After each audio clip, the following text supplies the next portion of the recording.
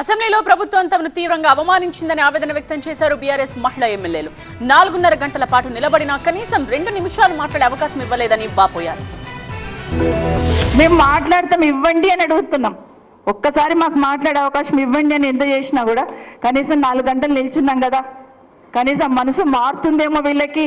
అయ్యో అక్కలు ఇంత నిల్చున్నారు, ఆడబిడ్డలు నిల్చున్నారు, మా ఇంట్లో ఆడబిడ్డలైనా గంతే కదా, ఒక్కసారి మాట్లాడతారేమో అని ఆలోచన కూడా నా స్పీకర్ గారు మా సైడ్ చూడరు, నా ముఖ్యమంత్రి గారు అలా చూస్తూ ఉంటారు ఎంజాయ్ చేసుకుంటూ. మరి ఏంటో మరి అర్థం కాలేదు.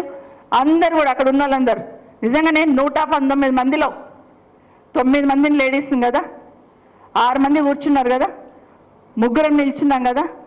మీరందరూ కూడా అక్కడున్న గౌరవ శాసనసభ్యులు ఒక్కసారైనా ఆలోచించారా?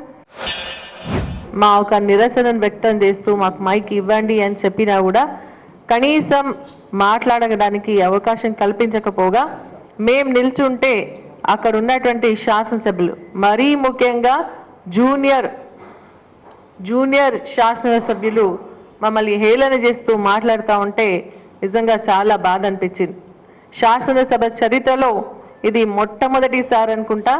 మరి 3 మహిళలము 4.5 గంటలు నిలబడి మా గొంతు, మా హక్కు ఏదైతే ఉందో మాకు మైక్ ఇవ్వండి మేము మాట్లాడతామని చెప్పినా కూడా మైక్ ఇవ్వకపోవడం నిజంగా చాలా బాధాకరమైనటువంటి విషయం.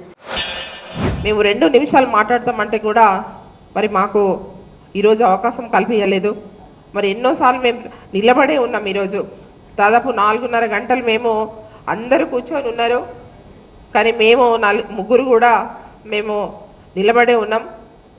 కనీసం ఎవరు కూడా అక్కడ ఉన్నటువంటి మంత్రులు కావచ్చు, సభ నడిపే శ్రీధర్ బాబు కావచ్చు, మరి రోజు సభని నడిపిస్తూ వాళ్ళని కూర్చోండి వీళ్ళని కూర్చోండి అని చెప్తూ పోయినారు. కానీ ఈరోజు కనీసం శ్రీధర్ బాబుని కూడా మేము అడుగుతున్నాము, కనీసం మేము 3 మహిళలం, ఒక శాసనసభ్యులం, కనీసం ఇవాళ మాకై చూడడం కూడా లేదు.